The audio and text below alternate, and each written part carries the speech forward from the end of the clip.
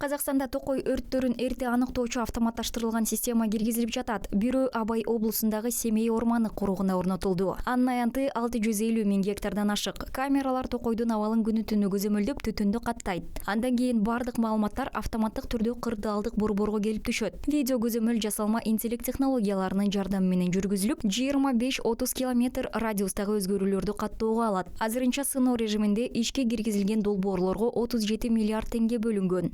Ишке киргенден кийин ал токой өрттөрүнүн алдын алууда маанилүү роль ойнойт. Быйылдын өзүндө 24 осы орман шаруашылыктарына коябыз. Семейден баштап. Быйыл биз мындай системаны 24 жаратылыштык коргоо ишканасына киргизебиз. Семейдин 5 токой чарбасында орнотулду. Акмола жана Костанай облустарында, Наурузум корогунда жана Астананын Жашыл алкагында орнотула баштады. Кантуу аянты 102 миң гектарды түзөт. Белдөө сол 112 миң гектар жерди онда камтыйтын осундай жүйөнү орнотууну баштадык.